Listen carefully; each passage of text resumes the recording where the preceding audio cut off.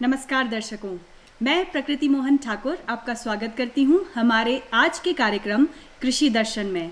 दर्शकों, आज के हमारे कार्यक्रम का विषय है कीवी की खेती और इस विषय में जानकारी देने के लिए हमारे साथ हमारे स्टूडियो में उपस्थित हैं डॉक्टर शिवानी ठाकुर, जो कि विषय विशेषज्ञ हैं बागवानी विभाग सोलन की।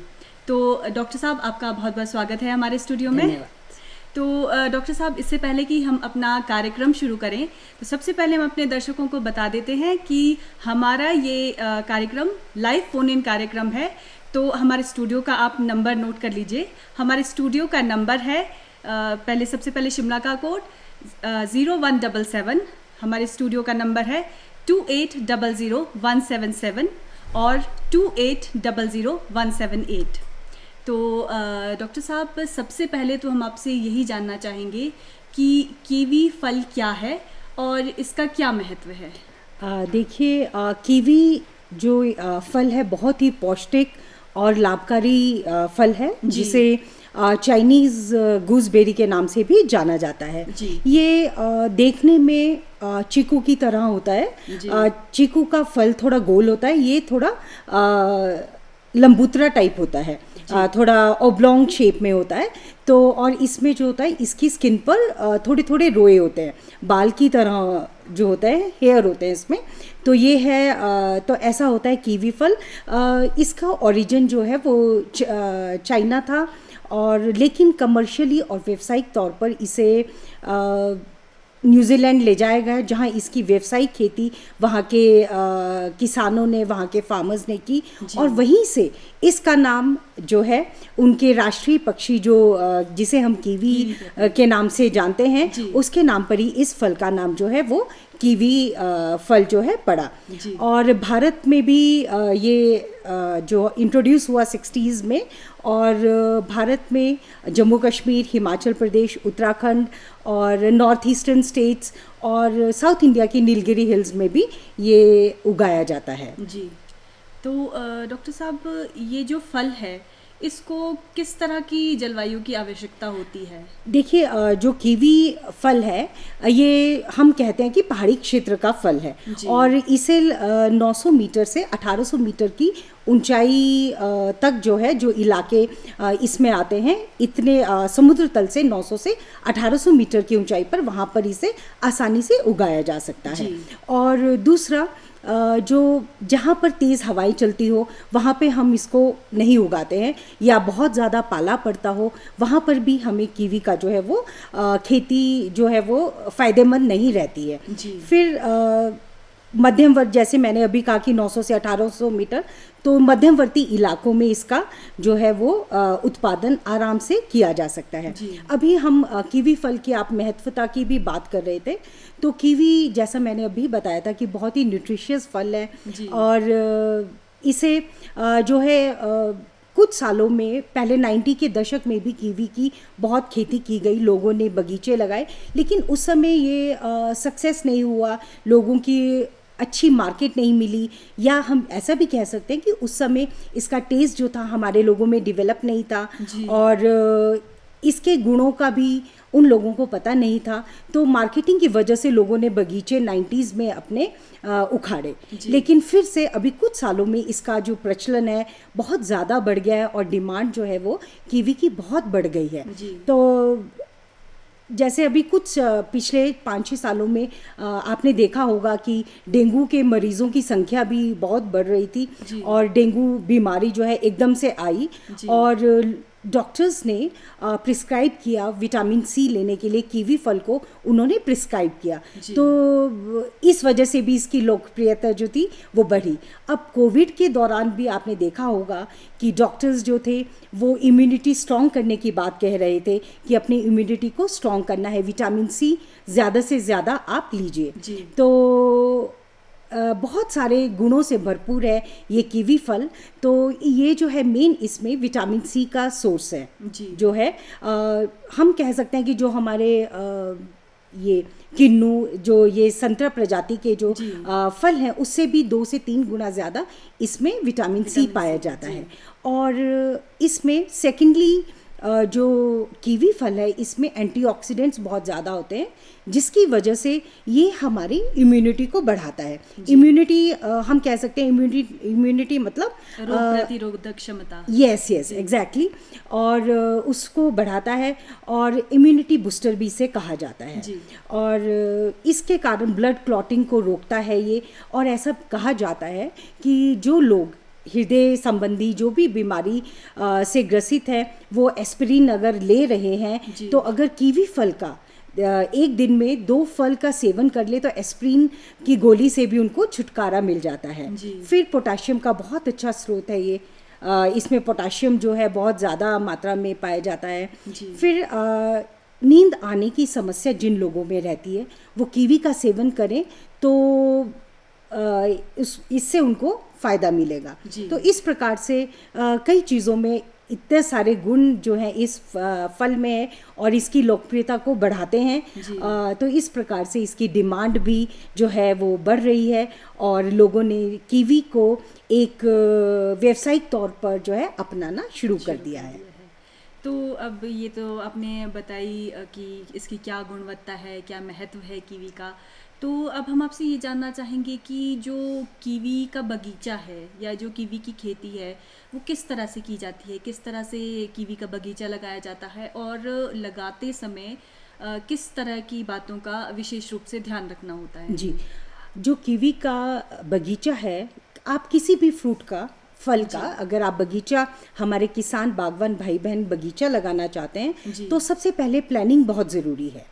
ये पता होना चाहिए कि उनका जो वो पौधा लगाना चाहते हैं वो कब लगता है। वो सर्दियों में लगता है, हमारे जो फल पौधे होते हैं साल में 2 बार लगते हैं। जो सदाबहार होते हैं वो जुलाई अगस्त में लगते हैं बरसात में, और जो डेसिडुअस होते हैं जिसके पत्ते झड़ते हैं जैसे आपका एप्पल हो गया, कीवी हो गया, ये सर्दियों में लगते हैं। तो ये बहुत ज़रूरी है, अगर प्रॉपर प्लानिंग करेंगे जो हमारे किसान हैं तो निश्चित तौर पर वो अच्छा बगीचा स्थापित होगा और उनकी पैदावार भी अच्छी होगी। हम कीवी की बात कर रहे हैं तो कीवी जो है हम सब जानते हैं जो कीवी है एक बेलनुमा पौधा है। ये बेल की तरह होता है, जैसे अंगूर तो सबने देखा होगा, जिस प्रकार अंगूर जो है प्लांट, अंगूर का पौधा चलता है, उसी प्रकार कीवी का फल भी चलता है। तो इसमें क्योंकि ये एक बेल है, बेलनुमा पौधा है, तो इसको एक सपोर्ट सिस्टम की ज़रूरत होती है। इसे हम टी बार सिस्टम पे इसे हम ट्रेन करते हैं और उस पर जो है इस पौधे को चलाया जाता है। तो हम टी बार सिस्टम की अगर बात करें तो इसमें जो है टी बार सिस्टम जितने आपके पौधे लगेंगे उतने ही आपके एंगल आयरन लगते हैं। जो ये टी बार सिस्टम एक एंगल आयरन का बना हुआ ढांचा है और इसमें एंगल आयरन का यूज़ होता है और उसमें तारों का जाल बिछाया जाता है। तो इसमें जब हम पौधा लगाएं, बगीचा लगाने की सोचें, तो मेरी गुजारिश रहेगी हमारे बागवान भाई बहनों से कि वो जब भी बगीचा लगाने की कोशिश करें तो उससे 2-3 महीने पहले जो है वो इसका कार्य शुरू कर दें। प्रॉपर लेआउट करें, अगर खुद कर सकते हैं तो वेल एंड गुड, अगर नहीं कर सकते तो अपने निकटतम बागवानी विभाग के कार्यालय में जाकर वहाँ के अधिकारी से संपर्क स्थापित करके लेआउट करवा सकते हैं, ताकि वो सही जानकारी दे सकें, है ना। और इसमें जब हम पौधा लगाते हैं तो पौधे से पौधे की दूरी 6 मीटर रखी जाती है और लाइन से लाइन की दूरी हम 4 मीटर रखते हैं। एक ज़रूरी बात, जो कीवी है वो नर और मादा इसमें पौधे होते हैं, है ना। तो इसमें आपको मादा पौधों के साथ नर पौधे भी लगाना बहुत ज़रूरी होता है प्रॉपर रेशो में। हम कहते हैं कि 8 पौधों के साथ हम एक नर पौधा लगाते हैं। तो इस प्रकार जो है ये जो है ज़रूरी बात है, ये ध्यान रखनी चाहिए। फिर हम बात करते हैं कि एंगल आयरन का जो है वो स्ट्रक्चर हमने खड़ा करना है, तो वो भी बहुत ज़रूरी है।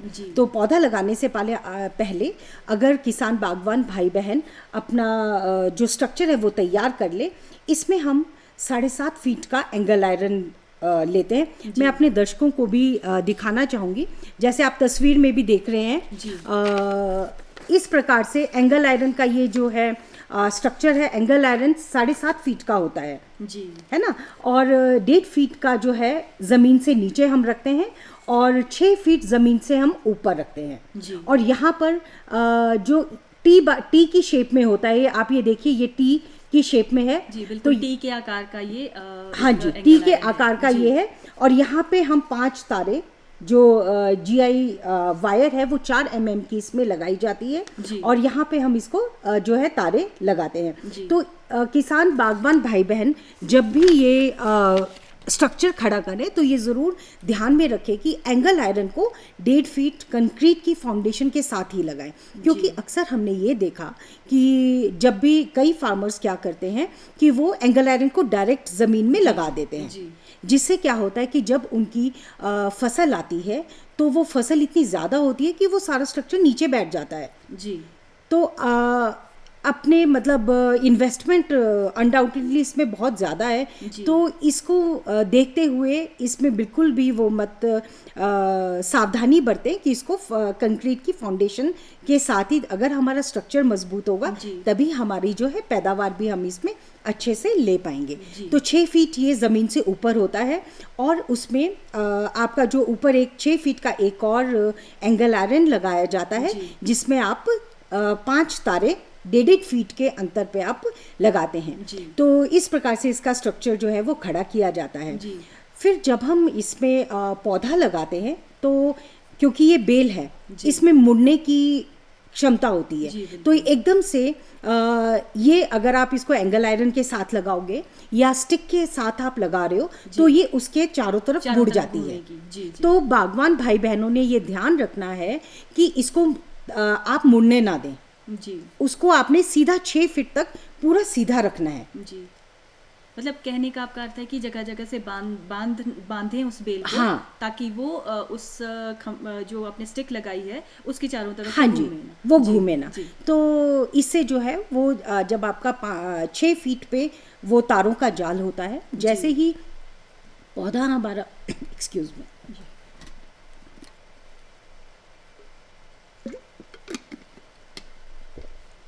माफ़ कीजिए। तो जैसे ही हमारा पौधा जो होता है 6 फीट तक आपने उसमें कोई भी शाखा नहीं लेनी है, जो उसकी स्टेम है मेन, तो उसमें कोई भी शाखा नहीं लेनी है। और जब 6 फीट पर जाला हमने उसका तैयार करना है तो आप 6 फीट से 5.5 फीट पे आप उसमें कट मारेंगे जी। उस प्लांट में मैं अपने दर्शकों को फिर से दिखाना चाहूँगी कि हम जो है इसमें 6 फीट से जो एंगल आयरन आ रहा है उससे थोड़ा सा नीचे हम जो है इस पे कट मारेंगे। वहाँ से जब हम जहाँ से 2 आंखें अपोजिट डायरेक्शन में निकल रही हैं, बड्स हैं, वहाँ से हम कट मारेंगे ताकि 2 भुजाएं हमारी चल पड़े जी। है ना। तो इस प्रकार से इसमें ध्यान देने योग्य ये है कि आप हमेशा जब भी बागवान भाई बहन इसमें बेल पे कट मारेंगे, पहला कट मारेंगे 5.5 फीट पर, तो आप थोड़ा 5.5 फीट पे मारें, क्योंकि कई बार क्या होता है कि अगर हम 6 फीट पे कट मारेंगे तो बेल थोड़ी सी ऊपर बढ़ती है।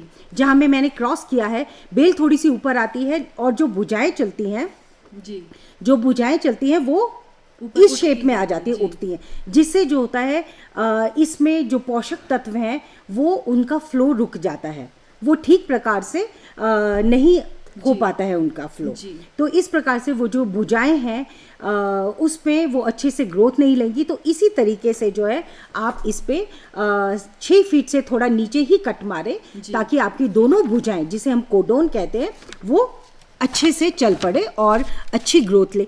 इन्हीं जो ये 2 भुजाएं चलती हैं इन्हीं पर जो है आपके टहनियाँ निकलेंगी, जो एक जाल सा बनेगा, इन्हीं टहनियों से जो है फ्रूट लगता है।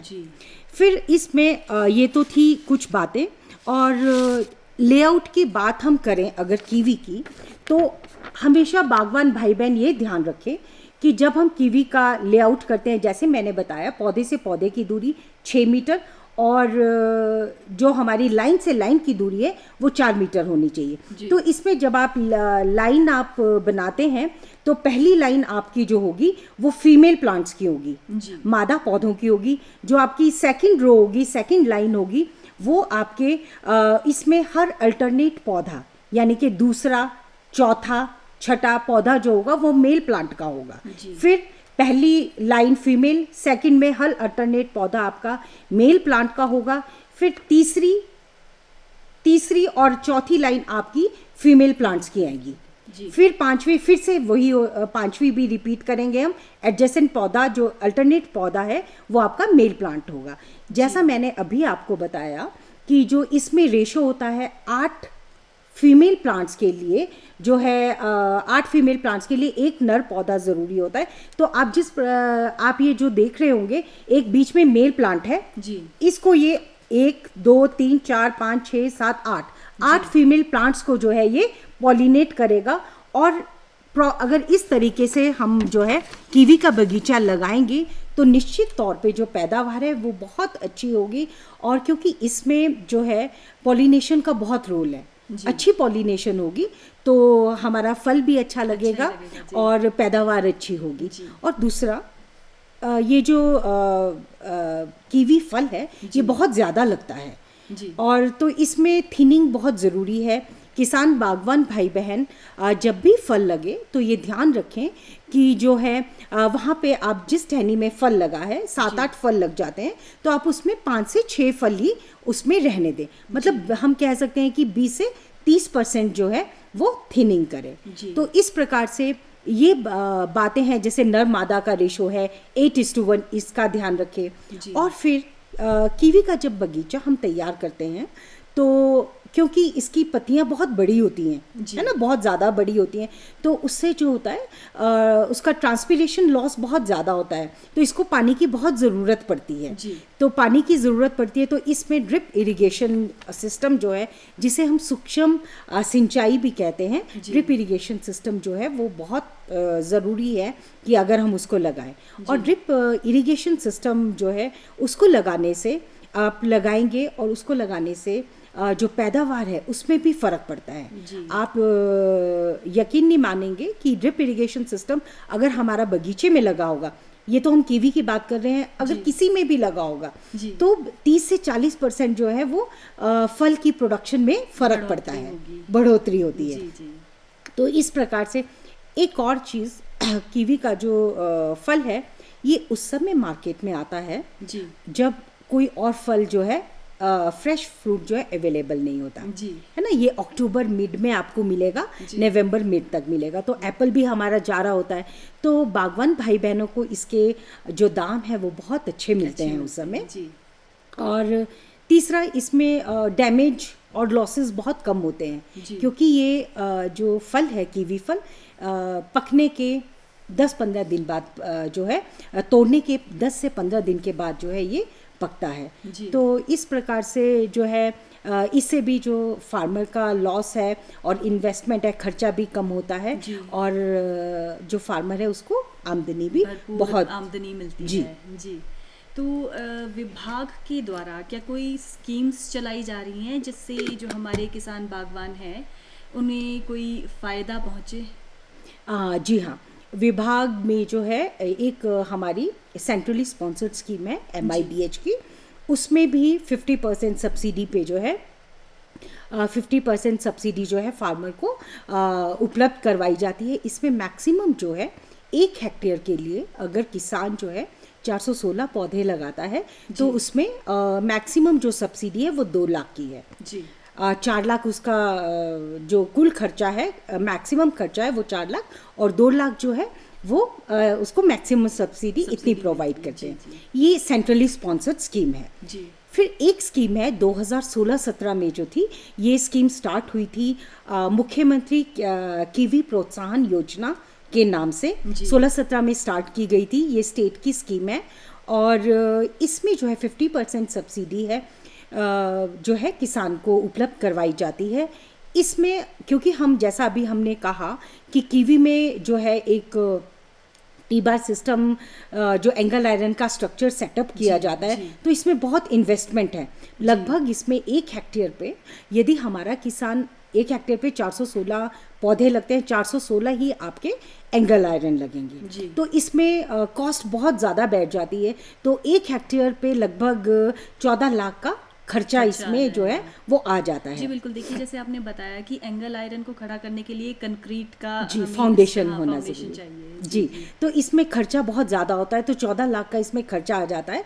और अगर 1 हेक्टेयर पे वो किसान हमारा लगाता है बगीचा, तो उसे 6,93,485 रुपये की सब्सिडी जो है वो विभाग मुहैया करवाता है। जी। तो ये स्कीम बीच में जो थी वो इसमें फंड्स नहीं आ रहे थे, लेकिन लोगों की जागरूकता और इसमें जो कीवी फल में दिलचस्पी के कारण डिमांड जो थी उनकी बहुत ज़्यादा थी, तो हमें 2021-22 में भी हमें उपलब्ध हुए इसमें फंड्स। तो किसान जो है बहुत इसमें आगे आ रहे हैं और कीवी का बगीचे जो है वो स्थापित कर रहे हैं। जी। तो जैसे आपने ये तो बताया जैसे टी एंगल्स जो मतलब बागवानी ये जो बगीचा है इसको खड़ा करने के लिए सरकार के पास ये जो योजना आपने बताई वो योजना है। अब हम आपसे ये जानना चाहते हैं कि जैसे आपने बताया कि ड्रिप इरिगेशन का भी एक प्लान होता है, तो क्या उसमें भी किसी तरह की सब्सिडी मिलती है? जी देखिए, ड्रिप इरिगेशन सिस्टम में वैसे हमारे जो इसमें सब्सिडी है वो 80% सब्सिडी है। जी। मतलब अगर जो हमारा छोटा किसान है, लघु और सीमांत किसान है, जी। लघु सीमांत मतलब जिनके पास 25 बीघा से कम की ज़मीन है, जी। अगर वो ऐसा किसान है तो उनके लिए 80% सब्सिडी का प्रावधान है। जी। और अगर वो बड़ा फार्मर है, उसकी 2 हेक्टेयर यानी 25 बीघा से ज़्यादा अगर ज़मीन है, तो उसके जो उसको है वो है 50% 45% जो है वो सब्सिडी उसको मिल जाती है। तो लेकिन कीवी में जो अभी मैं आपको मुख्यमंत्री कीवी प्रोत्साहन योजना बता रही थी, उसमें ऑलरेडी इस जो हम 6,93,485 रुपये की सब्सिडी देते हैं, इसमें ऑलरेडी ड्रिप इरिगेशन का जो कॉस्ट है वो इंक्लूडेड है। जी। इसमें अलग से PMKSY स्कीम के अंतर्गत उसमें सब्सिडी नहीं मिलेगी जी, क्योंकि इसमें जो उसका कॉस्ट है ड्रिप इरिगेशन की कॉस्ट वो डाली हुई है। तो ये मस्ट है कीवी का बगीचा लगाने के लिए, और कीवी प्रोत्साहन योजना में अगर सहायता लगानी है तो उनको ड्रिप भी लगानी पड़ेगी। ये सहायता किस तरह से प्राप्त कर सकता है किसान? देखिए, किसान जो है पहले जैसा मैंने कहा आपको कि वो जो भी उसको जितने भी अगर उसने कीवी फल लगाना है उसको प्लांट्स चाहिए, तो उसको जो है निकटतम बागवानी विभाग में जाके अपनी डिमांड देनी होगी, या वो अगर अपने आप अरेंज कर सकता है प्लांट्स, किसी रजिस्टर्ड नर्सरी से वो ले प्लांट्स, तो वो वहाँ से उसको उसके लिए अप्लाई कर सकता जी है। अप्लाई कर सकता है। और दूसरा अभी सरकार ने ई उद्यान पोर्टल भी शुरू किया है, तो वो इस उद्यान पोर्टल का भी वो सहारा ले सकता है, हेल्प ले सकता है। जी। तो शिवानी ठाकुर जी, आप हमारे स्टूडियो में आई और हमारे दर्शकों को आपने बहुत ही बेहतरीन जानकारी दी। आपका हमारे स्टूडियो में आने के लिए बहुत बहुत धन्यवाद। Thank you. तो दर्शकों, हम उम्मीद करते हैं कि आपको हमारा ये कार्यक्रम पसंद आया होगा। हमारे साथ थी डॉक्टर शिवानी ठाकुर, जो कि विषय विशेषज्ञ बागवानी विभाग सोलन से हैं। और अब हम अपने कार्यक्रम को समाप्त करने की आपसे इजाज़त चाहेंगे। अगले हफ्ते के और विषय के साथ आपसे मिलते हैं। तब तक के लिए आज्ञा दीजिए। नमस्कार।